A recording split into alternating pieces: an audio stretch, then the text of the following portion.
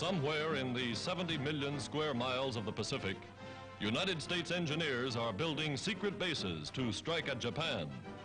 No military secret, the news, but where has the Japs puzzled? Today, on islands that once held promise of paradise, U.S. bluejackets go about the grim business of war.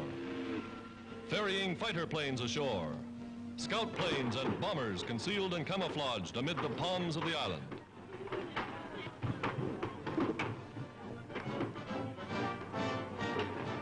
Moving in with plenty of aviation gasoline, oil, and supplies.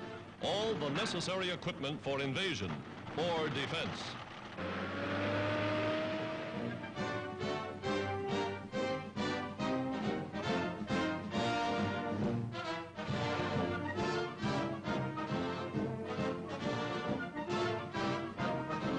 Wading waist deep in tropical waters, they chart a base for seaplanes.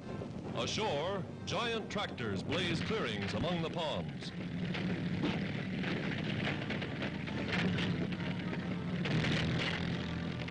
Here come the big guns, and they're soon made ready for action.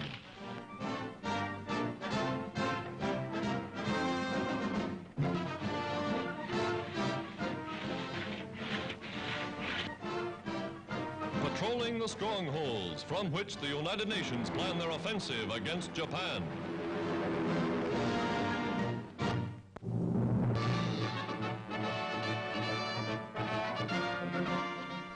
Women in the war.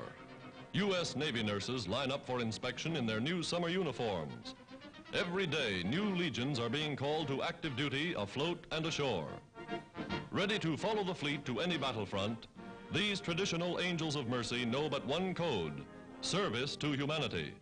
Women, as always, the heroes of all wars.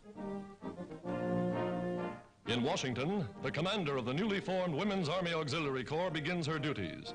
A housewife and mother, she will direct an army of 250,000 women. Women who will work behind the lines, relieving more men for combat duty in the field.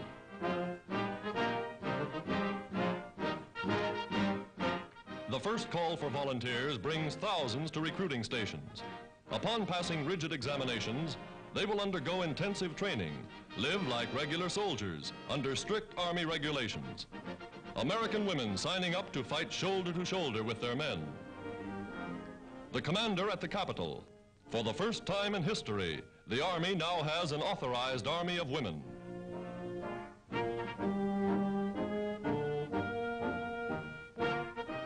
In mountain country, a woman's motorcycle corps takes to the field. Trained as dispatch riders, they carry messages and first aid equipment to lonely outposts. Women of America serving on the home front.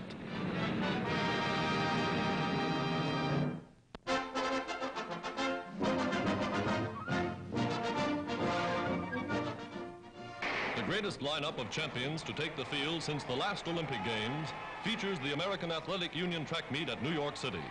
Finish of the 110-meter dash, and the winner is San Francisco's Harold Davis. In classic Greek style, America's champion heaving the 16-pound shot put nearly 60 feet. Here they go in the 110-meter high hurdles. Sports playing an important part in the physical training program for America's youth. Watch the youngster nearest the camera. A university student, he wins the title in 14 seconds.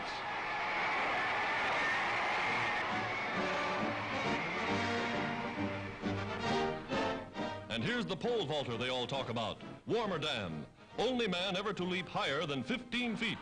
Champion of the world, par excellence.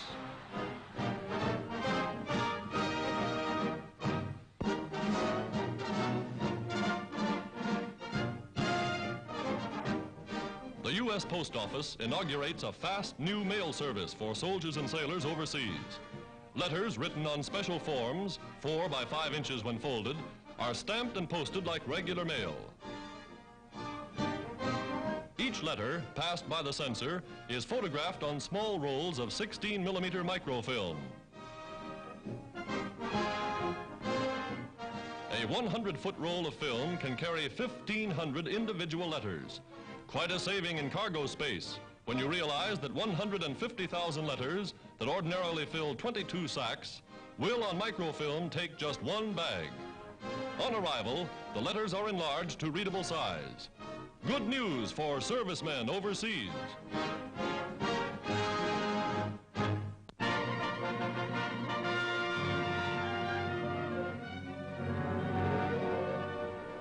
Filmed under fire. These are the first pictures of America's great naval victory in the Pacific.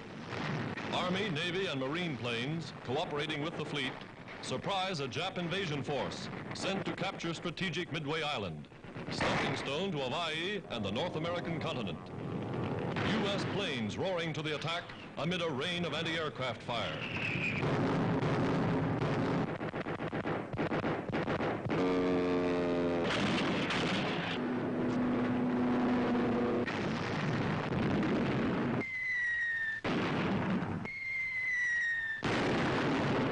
Below, a blazing enemy cruiser fatally hit, maneuvering to get away. Dazed by the unexpected sea and air assault, the Japs seek desperately to escape.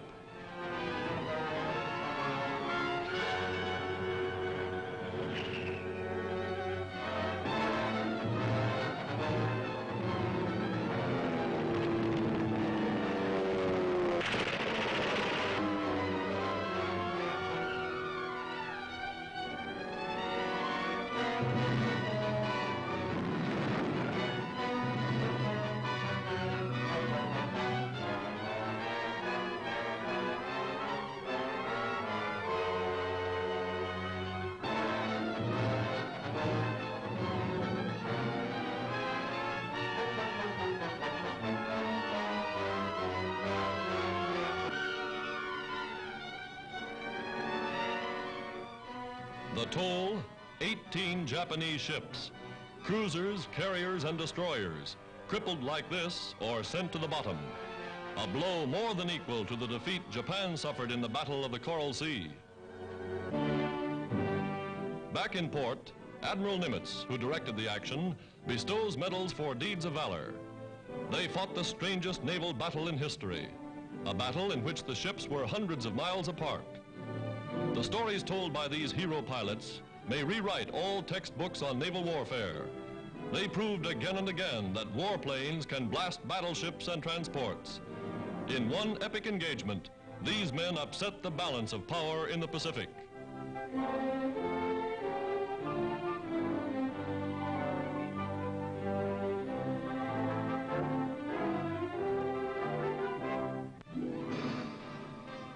The lesson is learned.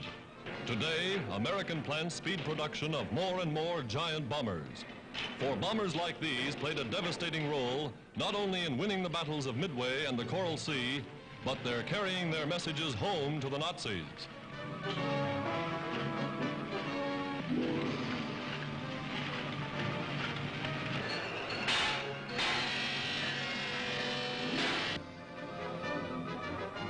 Operating day and night on a 24-hour mass production schedule.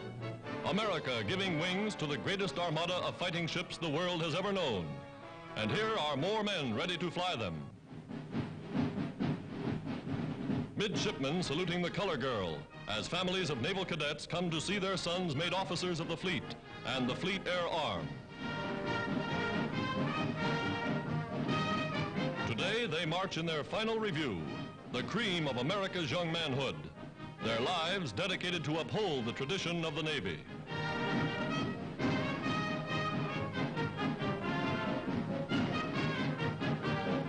Inside the historic hall of the old Academy, they receive their wartime commissions a year early.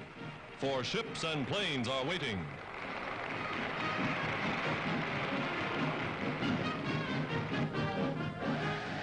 New fighting men ready to man America's all-ocean Navy.